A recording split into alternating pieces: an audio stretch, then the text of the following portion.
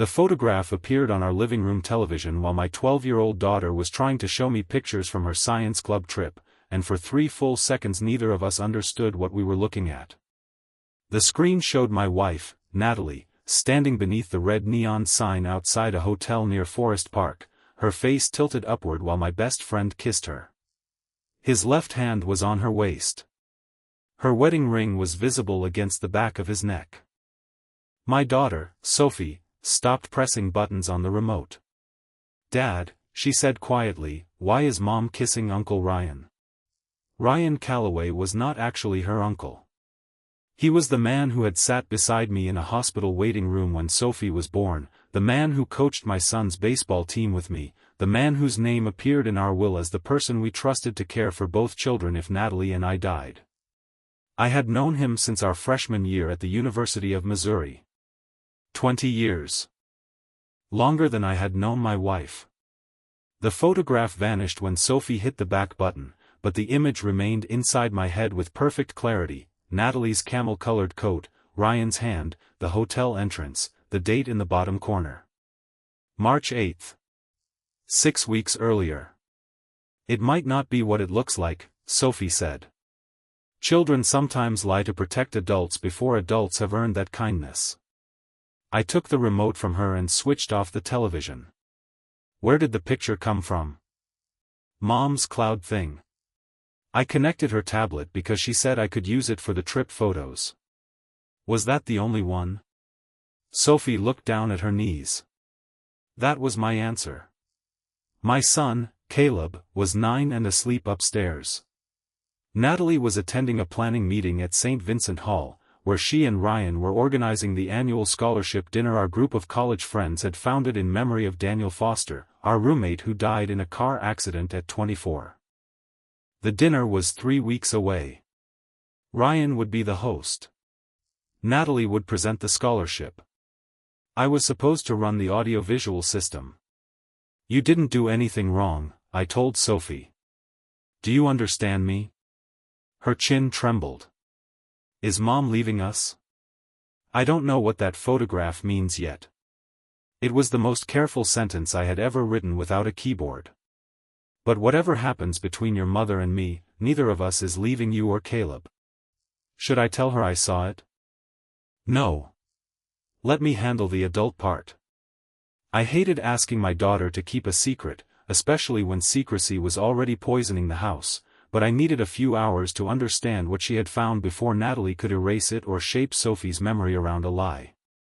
I sent Sophie upstairs, waited until her bedroom door closed, and opened Natalie's tablet. I was a software engineer, not a digital magician. I did not crack passwords, install spyware, or retrieve deleted messages from hidden servers. Natalie had left her photo account logged in on a shared family device, and the synced album was already open. I scrolled. The hotel photograph had been taken automatically when Natalie propped her phone somewhere nearby, probably intending to use the timer. There were 4 images in the burst. In the first, Ryan stood several feet away. In the second, she adjusted his collar. In the third, they kissed. In the fourth, he was looking toward the camera while she laughed against his chest. Those were followed by photographs of a hotel room, 2 wine glasses, and the view toward Forest Park. I checked earlier dates. January showed them together in a rented cabin near Hermann, Missouri. On a weekend Natalie told me she was visiting her mother in Columbia. December showed Ryan inside our kitchen wearing the navy sweater I gave him for Christmas, his arm around Natalie while I was apparently upstairs putting Caleb to bed. October showed them seated together at a restaurant in Clayton. The affair had lasted at least 5 months. Then I found an album labeled D.F. Dinner Archive. At first, it contained what the title suggested: venue photographs, donor lists, table arrangements, and old pictures of Daniel. Buried between them were screenshots of conversations. Natalie must have saved them because she was frightened Ryan would delete his side. The first message I read was from Ryan: "We need to keep Mark out of this until after the dinner. If he finds out what Daniel told me, the whole group falls apart." Natalie answered, Ethan is already suspicious about the account. Paul said he can explain the withdrawals if anyone asks. My name is Ethan Hale. I was 38 years old, and I had spent 15 years building security systems for healthcare software, yet I sat on my own sofa staring at a secret my wife and closest friend had hidden inside an album named after a dead man. The affair was suddenly only one door in a much larger house. I read every visible screenshot and photographed each one with my phone. Ryan and Natalie referred repeatedly to Daniel's account, the original letters, and 4 names I recognized: Paul Reeves, Marcus Bell, Jenna Cole, and Natalie's older brother, Owen. Paul served as treasurer of the Scholarship Foundation. Marcus owned the restaurant catering the dinner. Jenna was Daniel's younger sister. Owen was an accountant who had reviewed the foundation's books without charging a fee. One message from Natalie said, Owen thinks the numbers are sloppy, but he still believes the shortfall came from event costs. Ryan replied, then let him. He takes Ethan's side on everything anyway. Another exchange was worse. Natalie wrote, Jenna cannot see the second letter. Ryan answered, she won't. Her mother gave everything to me after the funeral because she trusted me. If you have ever watched one truth open into another, you know the strange shift that happens inside your body. I had begun that evening as a husband who had seen his wife kissing his best friend. 10 minutes later, I was wondering whether they had misused a scholarship created in Daniel's memory and concealed something from his family for 14 years. The pain did not disappear. It became crowded. There were too many people inside it. Too many possible victims. At 10:16, Natalie texted, meeting is running late. Ryan is being impossible about the seating chart. Don't wait up. I looked at the photograph of his mouth against hers and replied, no problem. Kids are asleep. See you when you get home. Then I downloaded copies of the entire album to an encrypted drive. At 11:38, the garage door opened. Natalie entered carrying a binder from the scholarship committee and a paper cup from a coffee shop that had closed at 9. She was 37, slim, with shoulder-length auburn hair and the composed, approachable manner that made people tell her private things within minutes of meeting her. She worked in community outreach for a regional hospital network and had built a reputation around empathy. That night, she set the binder on the counter, kissed my cheek, and said, "You smell like popcorn." Movie night with Sophie.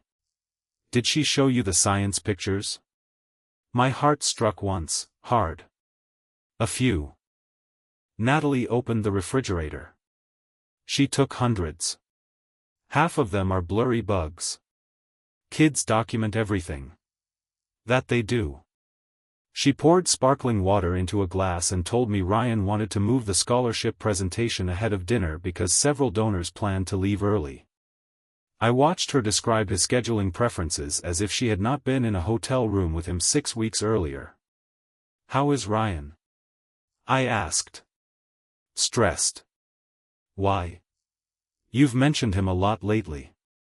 Because the dinner is taking over my life. She smiled and touched my arm. Don't tell me you're jealous of Ryan. Should I be? Her smile remained, but her fingers stopped moving. Of course not. Then I'm not. She studied my face for another second before taking her glass upstairs. I stayed in the kitchen listening to her footsteps. Rage came in waves now, delayed but violent. I pictured flipping the island, throwing her binder into the rain, driving to Ryan's house and demanding that he look me in the eye. Then I thought of Sophie asking whether her mother was leaving. I thought of Caleb sleeping beneath a Cardinals blanket Ryan had bought him. Whatever I did next would eventually become part of my children's memory of this family breaking apart. I refused to give Natalie or Ryan the power to make me reckless too. The next morning, I told Natalie I needed to visit a client's data center before work. Instead, I drove to Owen's accounting office in Kirkwood. He was Natalie's brother, 41, quiet and methodical, with none of her instinct for performance. We had never been especially close, but he loved Sophie and Caleb, and I trusted his discomfort around conflict more than I trusted most people's confidence.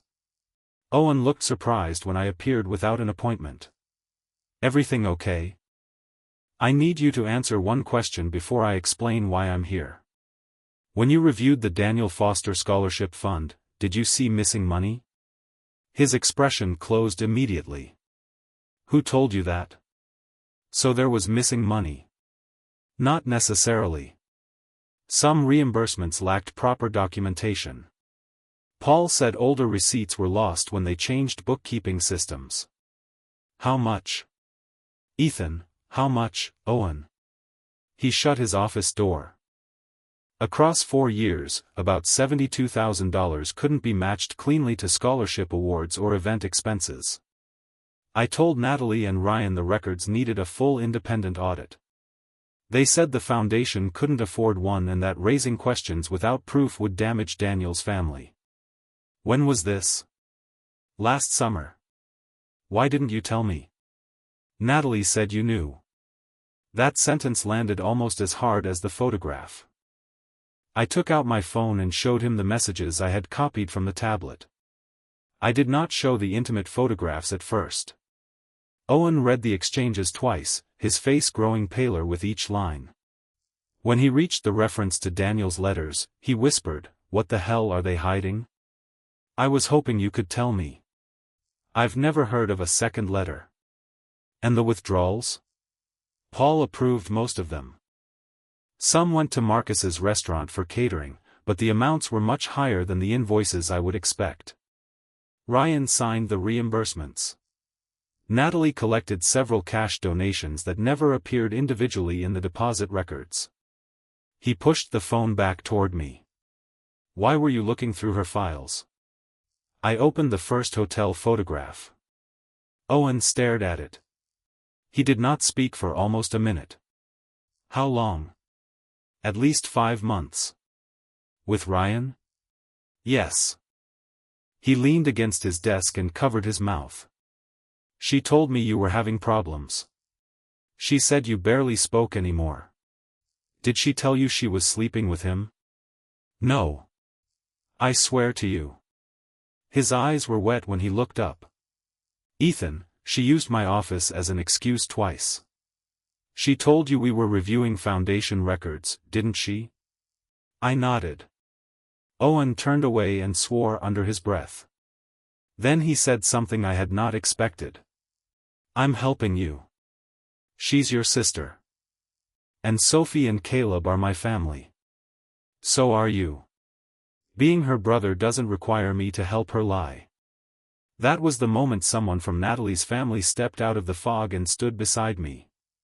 Not because he hated her, but because he understood that love without accountability becomes permission. I told him I needed facts, not revenge. He corrected me. "You need both. You just need the kind of revenge you can live with afterward." Owen agreed to preserve the financial records already in his lawful possession and recommend an independent forensic accountant to the foundation board. He would not alter anything, access restricted accounts, or warn Natalie. Before I left, he asked what I planned to do about the affair. "The scholarship dinner is in 3 weeks," I said. Ryan and Natalie built the entire evening around Daniel's memory. If they used his name to hide an affair and steal from the fund, that is where the truth belongs. Owen looked uneasy.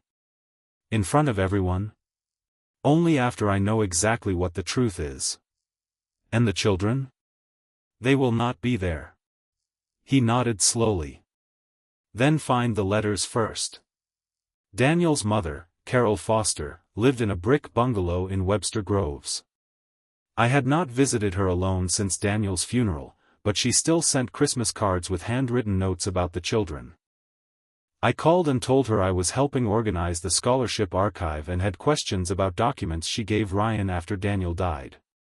The silence on the line lasted long enough to make me sit straighter. "What kind of questions?" she asked. "About 2 letters. Ryan told me he destroyed the second one." "Why would he do that?" "He said Daniel was confused when he wrote it and publishing it would hurt people who had already suffered." "Who?" Come tomorrow morning, Carol said. Not over the phone. That evening, Natalie acted unusually affectionate. She ordered dinner from my favorite barbecue place, asked about a software release I had been managing, and sat close enough that her knee touched mine. Sophie barely spoke. Each time Natalie addressed her, she looked toward me first. After Caleb went upstairs, Natalie asked whether something had happened between Sophie and her. She seems distant. She's 12. This is different. Maybe ask her. I did. She said she was tired. Natalie lowered her voice. Did she see something on my tablet? I made myself take a sip of water before answering. Like what? Nothing. Some planning messages were confidential. Then don't leave confidential material on a family device. She stared at me, and I knew the mask had begun to crack. You're angry. I'm tired. You always say that when you don't want to talk. And you always schedule a meeting when you don't want to come home. Her face changed. Only slightly, but enough. What is that supposed to mean? Exactly what I said. I stood and carried my plate to the sink. Behind me, her phone vibrated. She did not check it until I left the room.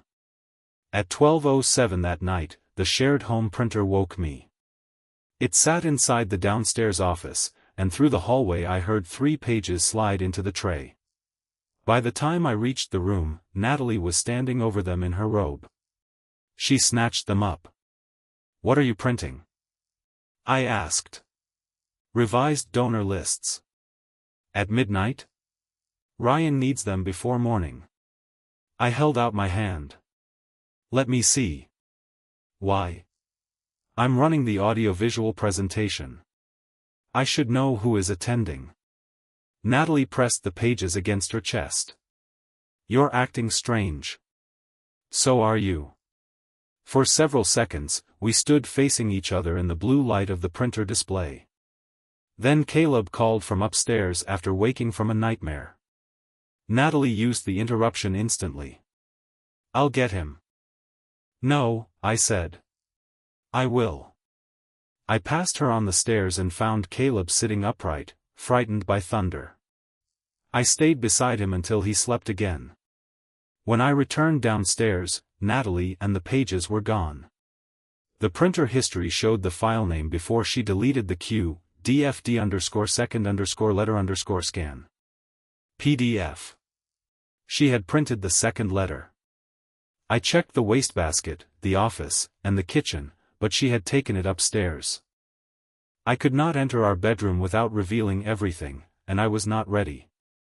Instead, I wrote down the file name and returned to the guest room where I had started sleeping under the excuse of late-night work. The next morning, Carol Foster opened her door before I reached the porch. She had aged sharply since I last saw her, but her eyes remained clear. On the coffee table lay a sealed plastic sleeve containing a handwritten letter. This is the first one, she said. Daniel wrote it a week before he died. The second was addressed to Ryan. I read the first letter. Daniel wrote that he had discovered Paul Reeves was taking money from a separate informal fund their college group created for emergency expenses. Marcus had submitted false catering invoices, and Ryan had pressured Daniel not to confront them until after a major donor event. Jenna knew something was wrong but not the details. Daniel planned to expose the scheme at the following committee meeting. He died 2 days before it occurred. Why did the scholarship continue with those same people involved? I asked. Carol's hands tightened together. Ryan said Daniel had misunderstood ordinary reimbursements. He showed me a second letter in which Daniel supposedly apologized for becoming paranoid. I gave Ryan the original documents because he promised to protect Daniel's reputation. Later, when I asked for them back, he said he destroyed the second letter because it mentioned private things about Jenna. Did you ever read it completely? No. Only the section Ryan showed me. The letter Natalie printed might have been Daniel's real second letter, a fabricated version, or evidence Ryan had lied about destroying it. Either way, the secret reached beyond my marriage.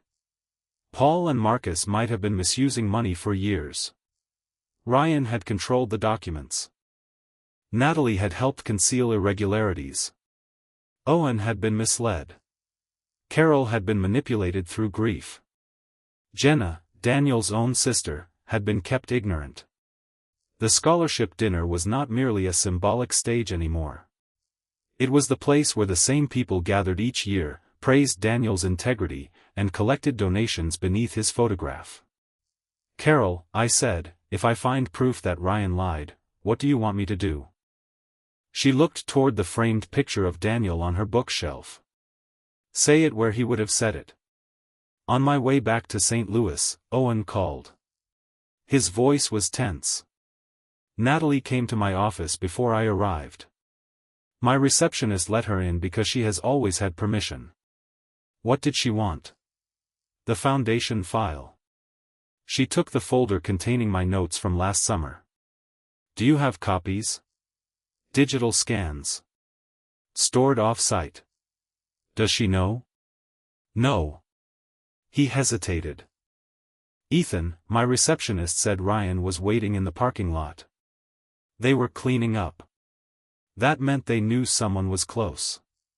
"Send the scans to the forensic accountant today," I said. "Then notify the board that records may have been removed. That will alert them." "They're already alerted." I ended the call and drove directly to the event hall. Natalie's car was parked beside Ryan's near the service entrance.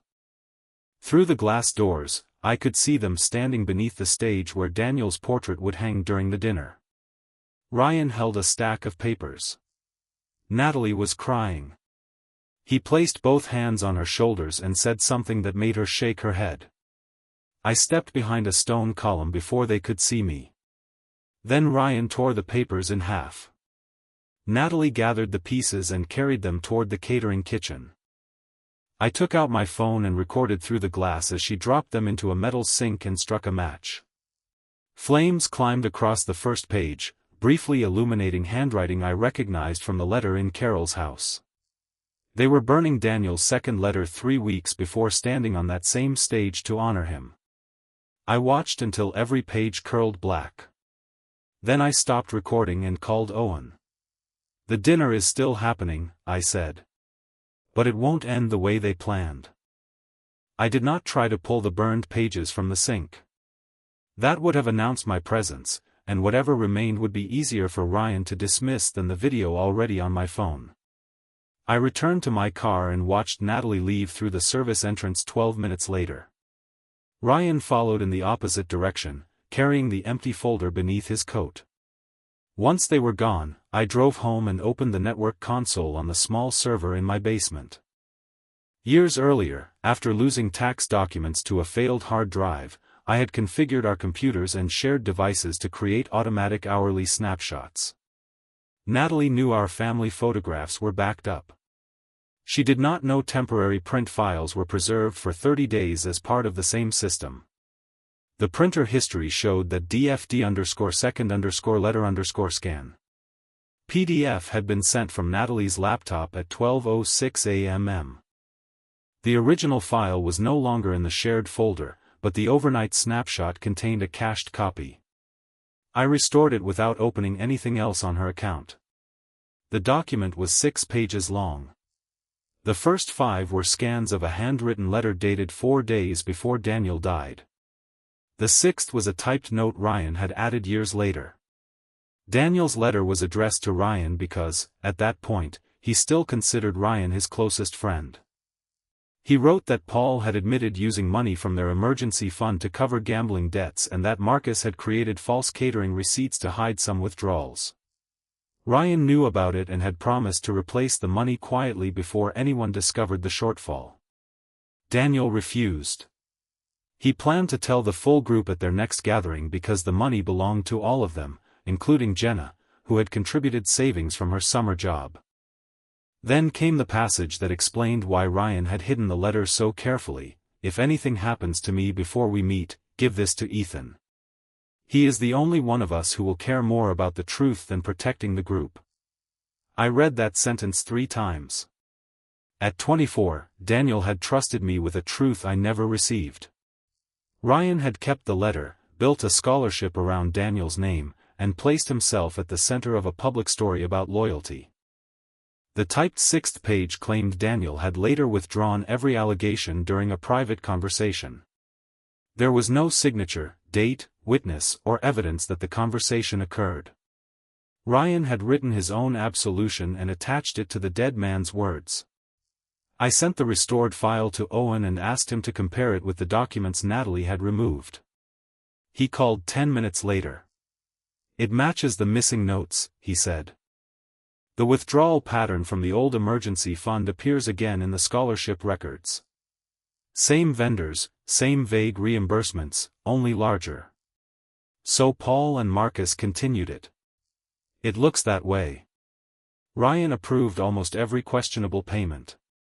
What about Natalie? She collected donations, but I can't yet prove she personally kept any money. I can prove she received warnings from me, dismissed them, and removed my notes after learning someone was asking questions. And then helped burn the letter. Yes. Owen sounded sick. My sister knew enough to understand what she was destroying. Why protect them? Maybe Ryan convinced her exposure would destroy the foundation. Maybe she was protecting the affair. Probably both.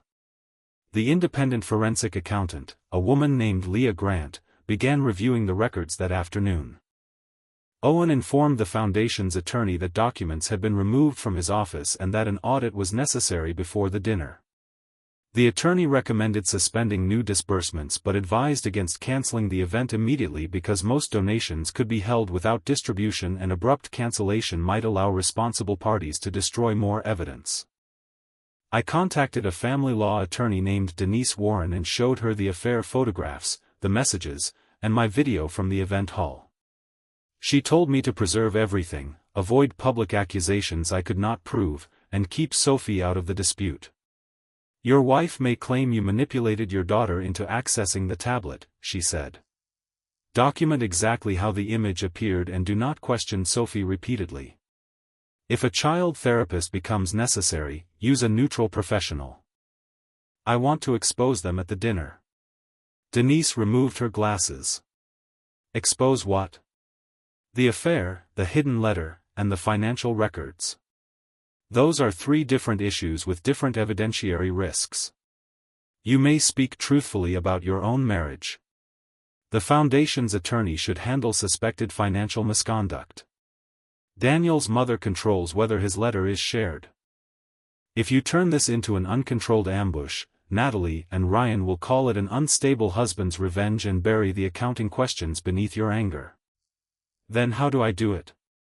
Make sure every person speaking owns the truth they reveal. That became the plan. Carol would decide whether Daniel's letter appeared. Owen would present the accounting findings. The foundation's attorney would explain the audit and suspension of funds. I would address only what Natalie and Ryan had done to my family and why their conduct mattered to their credibility. It would still be public, but it would not be a rant. Each fact would come from the person entitled to disclose it. Now, let me pause here, because I knew public exposure carried its own danger. There is a fine line between accountability and humiliation, especially when pain is directing the microphone. I did not want 200 strangers cheering while my children's mother collapsed. I wanted the people who donated under Daniel's name to hear why the evening's hosts could no longer be trusted. The symbolic moment mattered because Ryan and Natalie had used that same symbol as camouflage. Natalie returned home shortly before 7. She smelled faintly of smoke. At dinner, she asked why Owen had suddenly requested an independent audit. You should ask Owen, I said. He won't answer my calls. Maybe he is busy. He's never too busy for me. Sophie stared at her plate. Caleb talked about a baseball practice Ryan had promised to attend on Saturday. Uncle Ryan says I might pitch this week, he said. Natalie forced a smile. That's exciting. Dad, will you come? Of course. Can Uncle Ryan ride with us? The question caught me before I could protect my face. We'll see. Natalie looked at me across the table. Ryan has event work. He may not make it. He promised, Caleb said. Plans change, she replied. Caleb frowned, and I felt another clean cut of anger. Ryan had inserted himself into my children's lives so deeply that removing him would feel to them like a separate loss. After dinner, Natalie followed me into the basement office. Did you say something to Owen? About what? The scholarship records. Why would he need information from me? You said there was nothing wrong with them. There isn't. But an audit right before the dinner makes us look suspicious. Who is U.S.? The whole committee. Or you and Ryan? Her face went still. What is your problem with Ryan all of a sudden? How much time do you need to answer that honestly? I don't know what you mean. Then think about it. I walked past her. She caught my sleeve. Ethan, if you're accusing me of something, say it. For 1 second, I nearly showed her everything. Then I remembered Daniel's letter burning in the sink and removed her hand from my arm. I'm giving you the opportunity to tell me whatever you believe I should know. Her eyes searched mine. There's nothing. All right. That was her last clean chance. She let it pass. On Saturday, Ryan did not attend Caleb's game. He texted my son directly and blamed an emergency at the event hall. Caleb tried to hide his disappointment, but after striking out in the third inning, he sat at the end of the bench and pulled his cap over his eyes. I sat beside him. Ryan said he'd help me with my swing, he muttered. I'll help you. You don't know his drill. Then we'll make our own. We spent an hour at the batting cages after the game. I had written software through product launches, worked overnight during hospital system failures, and told myself that providing for my children excused how often I let Ryan occupy the fun parts of their lives. That afternoon, I understood how easily betrayal exploited vacancies. Ryan had not only entered my marriage. I had allowed him to become indispensable to my children because I was frequently too tired to show up with energy. His choices were his responsibility, but repairing my absence was mine. Sophie joined us at the cages, and by the end Caleb had stopped asking whether Ryan would come next week. He asked whether I would. Every week, I said. Even when you're busy? Especially then. Leah's preliminary report arrived 5 days later. Over 6 years, approximately $118,000 in scholarship funds had been diverted through inflated catering invoices, invented administrative expenses, and cash reimbursements without recipients. Paul authorized withdrawals. Marcus returned part of the money through cash payments to Paul and Ryan. Ryan used at least $27,000 to cover personal debt and event expenses unrelated to the foundation. Natalie had not received identifiable stolen funds, but she had approved 2 false donor reimbursement forms after Owen warned her about missing documentation.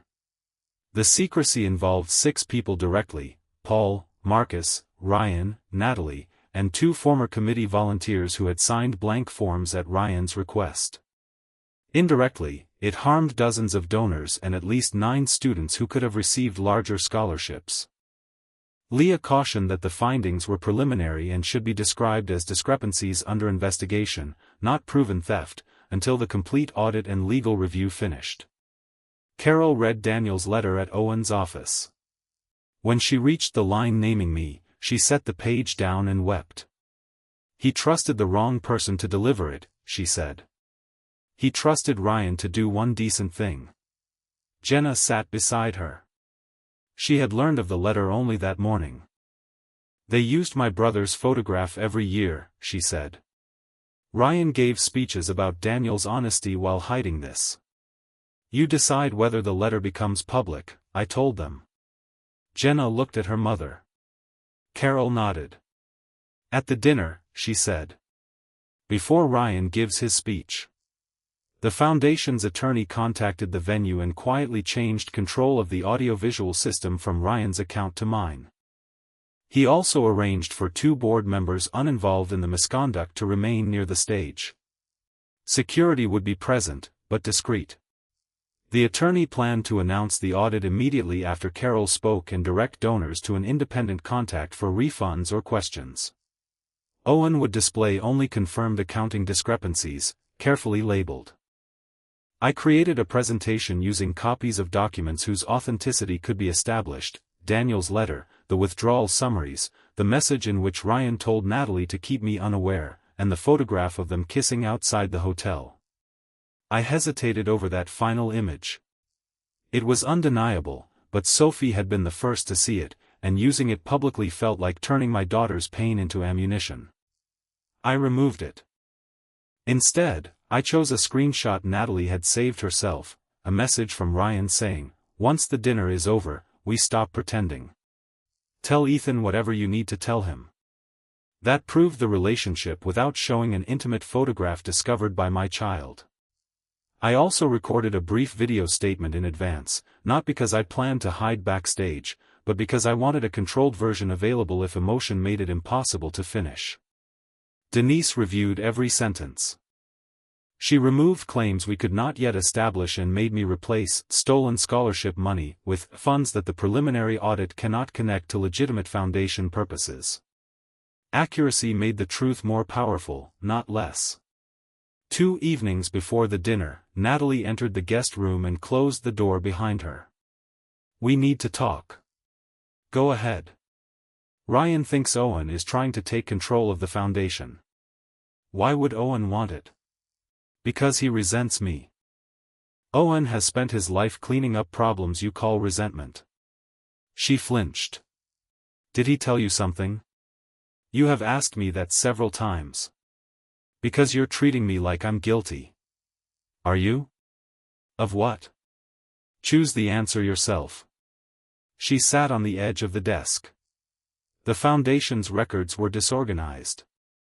"That doesn't mean anyone did anything criminal." "I didn't say criminal." "But that's what you're implying." "Why did you remove Owen's folder?" Her face emptied. "He told you." "Why did you burn Daniel's letter?" Natalie stood so quickly that the chair struck the wall. "You followed me?" "I saw you through the event hall doors." She stared at me, and I watched every explanation fail before it reached her mouth. "Ryan said the letter was fake." "Then why hide it?" "Because it would destroy the foundation. Paul made mistakes years ago, and Ryan tried to protect everyone." "By continuing the same withdrawals?" "I don't know anything about that." "Owen warned you last summer. He said the books were messy. And you told me he found nothing." "Because I didn't want you interfering." "Why?" Her eyes filled with tears. "You always take over. You walk into a problem and make everyone feel incompetent. So you chose Ryan." The silence after that sentence changed the room. Natalie's shoulders dropped. "How long have you known?" "Long enough to give you several chances to tell me." "Ethan, it wasn't supposed to happen. The hotel, the cabin, and the messages were all accidents. We were working together constantly. He listened to me. He made me feel like I mattered." "And you helped him conceal Daniel's letter because he made you feel important?" "I believed him when he said exposing it would hurt Carol and Jenna." "You burned it after learning about the audit." "I panicked." "You printed it because you knew it existed, took Owen's notes, met Ryan at the hall, and destroyed evidence." "That is not one moment of panic." Natalie began crying. "I'll end it with him." "You were already planning to tell me after the dinner." Her head lifted. "You saw our messages." Sophie did. The color drained from her face. "What?" "Your photos synced to the television while she was showing me her science trip." "No." Natalie covered her mouth. "No, she wasn't supposed to, to know what her mother was doing? I would never involve the children. You named their godfather as your affair partner. They were involved before they knew it. She moved toward the door. I need to talk to her. I stepped into the hallway, blocking neither her path nor the stairs but making my answer clear. Not tonight. Sophie is staying with Owen, and Caleb is with my parents. A child therapist will help us explain this without asking either child to protect you or comfort me. You sent them away? For the weekend. You planned this? Yes. What happens at the dinner? I looked at her. For the first time in our 14-year marriage, Natalie appeared genuinely afraid of what I knew rather than confident she could manage it. Daniel finally gets the speech Ryan kept from him, I said. You can attend and hear it, or stay home. But neither you nor Ryan will control that stage. Her phone began ringing inside her pocket. Ryan's name illuminated the screen. She silenced it. Please don't do this publicly. You and Ryan made yourselves the public faces of Daniel's legacy while hiding his words and misusing his trust. The donors deserve the truth where you plan to accept their applause. People will never look at me the same way. Neither will our daughter. Natalie folded as if that sentence had struck her physically. I left her in the guest room and went downstairs. A minute later, I heard her answer Ryan's next call. He knows, she whispered. He knows everything. Ryan's voice rose through the speaker, too faint for individual words, but I heard fear turn rapidly into anger. Natalie said, the dinner. He's doing something at the dinner. I stepped outside onto the porch. St. Louis glowed beyond the bare trees, the gateway arch a thin silver curve in the distance. For weeks, I had imagined the moment when their confidence would break. Now that it had, I felt no relief. Only the steady weight of what remained. In 48 hours, Ryan would walk into a ballroom expecting to stand beneath Daniel's portrait and speak about loyalty. Natalie would enter knowing her brother, her husband, Daniel's mother, and Daniel's sister had all chosen the truth over protecting her. And more than 300 guests would be waiting when the screens behind the stage came alive.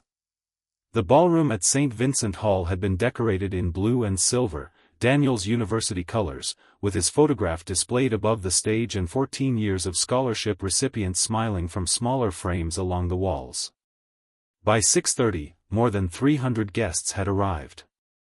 Donors placed envelopes into locked collection boxes that would remain sealed until the board decided whether to return them. Former recipients shook hands with Ryan and thanked him for preserving Daniel's legacy. Every compliment made his smile tighter. Natalie arrived alone in a dark green dress. She did not approach me. Owen stood beside Carol and Jenna near the front table, making it clear where he had chosen to be. When Natalie saw her brother, she walked directly toward him. I was close enough to hear her say, "You are really doing this to your own sister?" Owen answered, "No. I'm refusing to help you do it to everyone else. You don't understand what Ethan is planning. I helped him plan it." Natalie stared at him. "Mom and Dad will never forgive you. They know." That stopped her.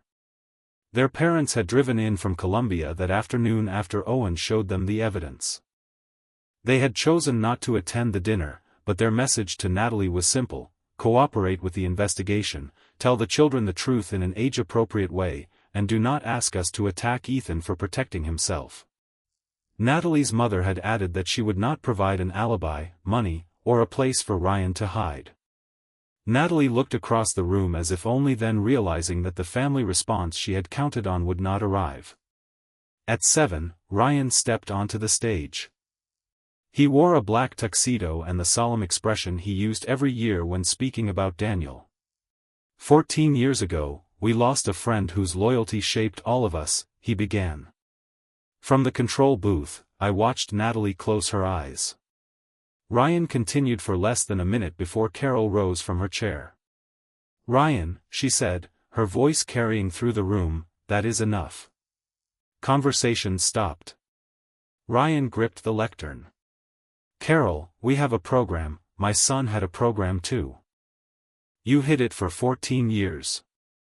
I changed the stage display from the event logo to the scanned first page of Daniel's letter. A murmur moved across the ballroom. Ryan turned toward the screen and then toward the control booth. His face hardened when he saw me. Carol walked to the stage with Jenna beside her. One of the independent board members removed the microphone from its stand and handed it to her. Daniel wrote this 4 days before he died, Carol said. He asked Ryan to give it to Ethan Hale if Daniel could not speak for himself. Ryan told me the letter had been destroyed. 2 days ago, I learned he had kept it hidden. She read only the passages necessary to explain the original fund, the false invoices, and Daniel's intention to expose them. Then she reached the sentence naming me.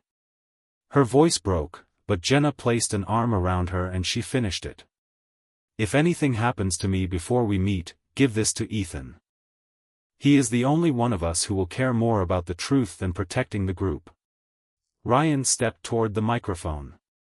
This letter has no context. Daniel was under enormous stress, and we resolved the issue privately before the accident. The Foundation's attorney stood. Mr. Calloway, you were instructed not to address the audience until the board completed its statement. You can't ambush me with unsupported accusations at my own event. It was never your event, Jenna said. It was my brother's. The applause began with one table and spread unevenly through the room. It was not celebratory. It sounded like people choosing where to stand. Owen took the stage next. He displayed a single chart summarizing the preliminary audit, $118,000 in payments without confirmed legitimate foundation purposes, recurring vendors connected to committee members, inflated invoices, and cash reimbursements approved by Ryan and Paul. He emphasized that the review remained ongoing and that no final legal conclusions had been reached. Donors would receive written notices, the fund had been frozen, and an independent board would control every record and dollar. Paul slipped through a side exit before Owen finished. Marcus remained seated with his face lowered. The 2 former volunteers looked stunned when their names appeared beside forms they said Ryan had asked them to sign blank. The secret did not implicate one dishonest treasurer. It reached through the committee, the catering company, the volunteers, Natalie, and years of ceremonies built on a letter nobody was supposed to read. Then Owen looked toward me. There is one final reason the evening's 2 organizers did not want this review to happen, he said. That part belongs to Ethan. I walked onto the stage. My legs felt heavier with every step. Natalie stood near the back wall.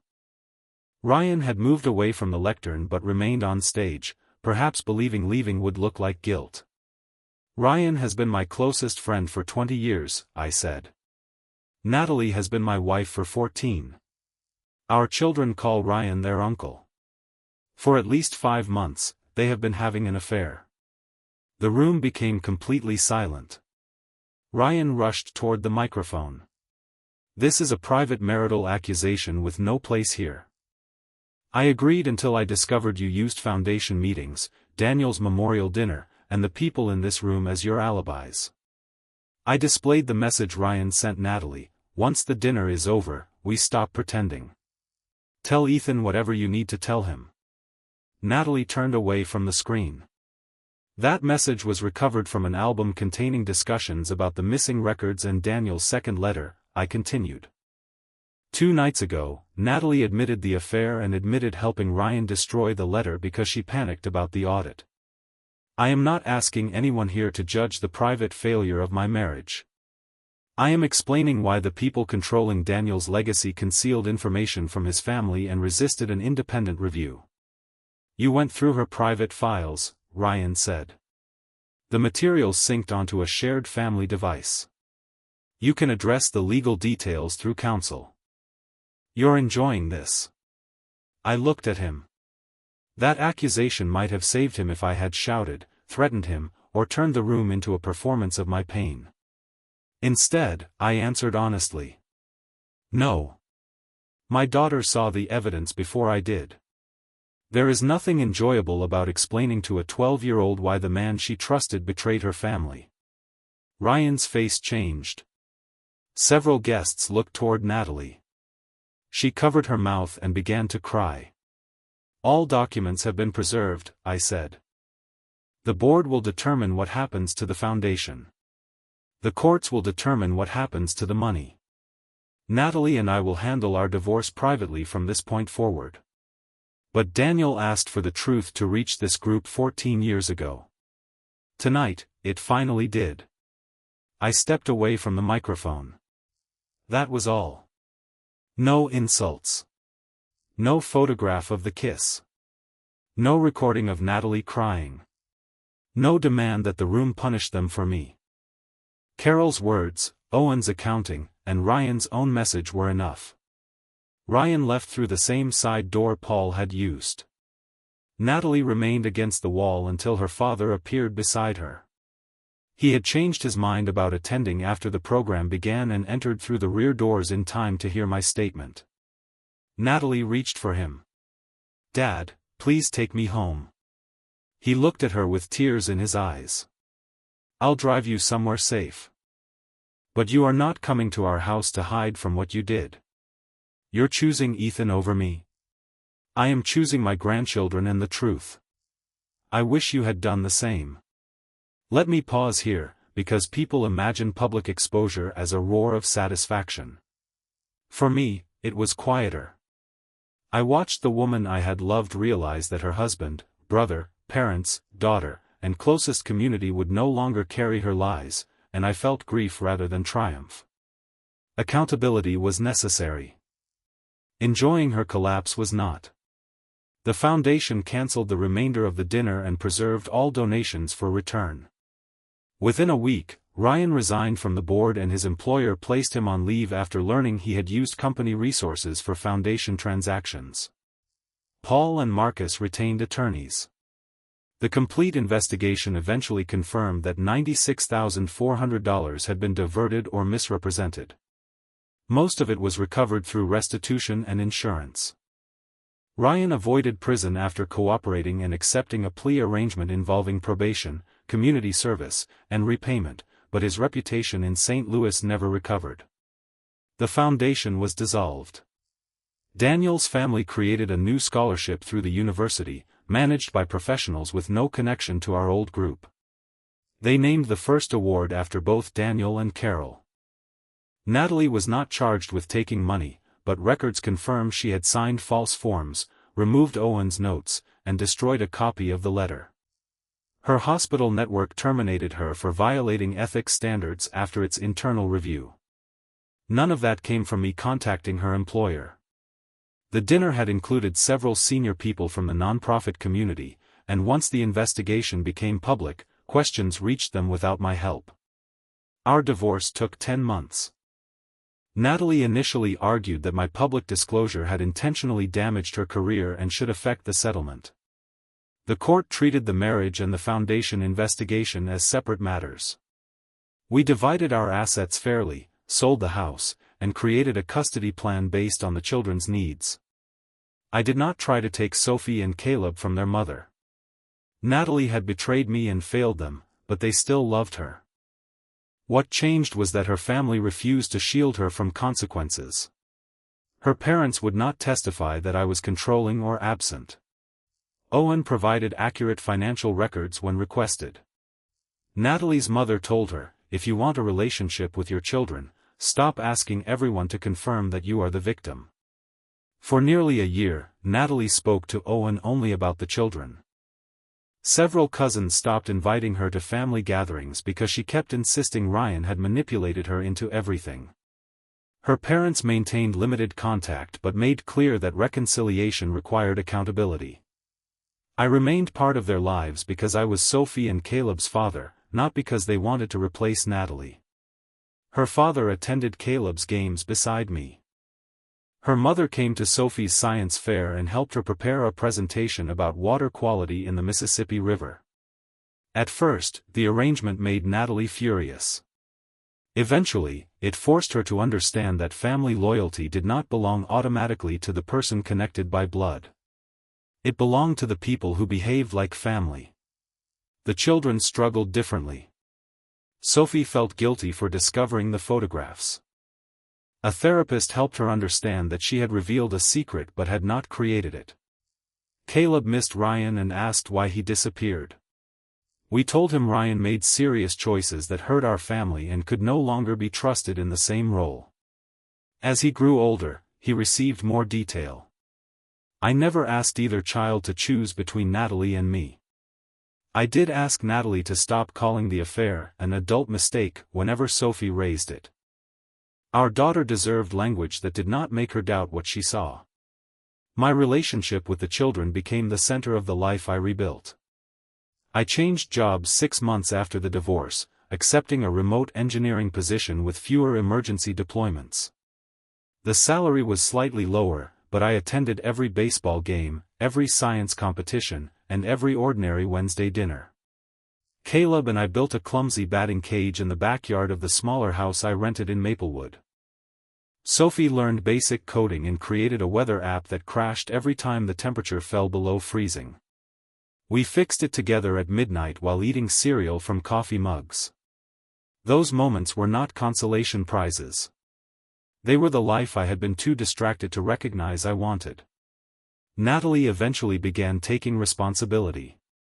2 years after the dinner, she apologized to Carol and Jenna without asking for forgiveness. She entered therapy, found administrative work outside the nonprofit sector, and stopped contacting Ryan. Her parents resumed occasional dinners with her, though the closeness they once shared did not fully return. Owen remained distant. I love her, he told me once, but I don't trust the version of herself she becomes when consequences arrive. Sophie and Caleb developed a cautious but real relationship with their mother. I supported it. Strong fatherhood did not require me to compete with her. It required me to make the children safe enough to love both parents without becoming responsible for either one's emotions. 3 years after the dinner, Sophie stood beside me beneath the gateway arch during a school photography project. Caleb ran ahead, complaining that every picture made him look short. Sophie asked whether I regretted exposing Natalie publicly. I told her I sometimes regretted that such a moment became necessary, but not that the truth came out. Would you have done it if I hadn't found the picture? She asked. Eventually, I hope. But I helped. You showed me what was already there.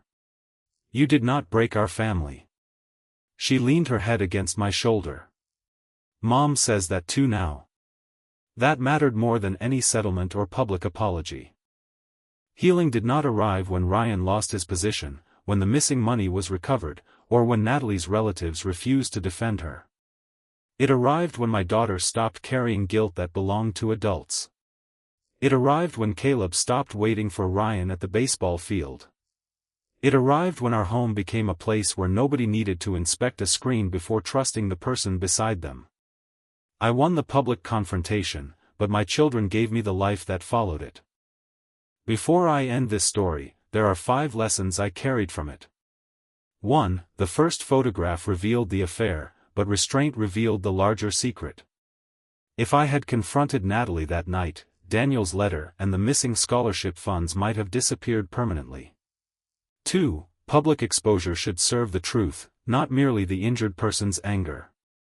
Carol owned Daniel's letter, Owen owned the accounting findings, and I spoke only about my marriage and the evidence connecting it to the foundation. 3. Owen proved that real family loyalty includes refusing to enable someone you love. Taking my side did not mean he stopped being Natalie's brother, it meant he would not sacrifice my children and Daniel's family to protect her choices. 4. Children must never be forced to carry adult secrets. Sophie discovered the betrayal, but therapy, honest language, and consistent reassurance helped her understand that discovery was not responsibility. 5. Losing a marriage forced me to examine the places where I had been absent. Ryan was responsible for exploiting our friendship, but I was responsible for becoming the father who attended the games, built the projects, and stopped treating exhaustion as love. Now tell me what you would have done. Comment 1 if exposing them at Daniel's memorial dinner was justified because they used the foundation as cover. Comment 2 if you believe I should have handled everything privately despite the missing money and hidden letter. Comment 3 if Owen made the right choice by standing with me instead of protecting his sister. And tell me where you are listening from and what time it is there. If this story held your attention, leave a like and subscribe for more stories about betrayal, accountability, and rebuilding after the truth comes out. This is a fictional story inspired by real emotional patterns, fully rewritten in St. Louis to create original content. Any resemblance to real people or events is entirely coincidental.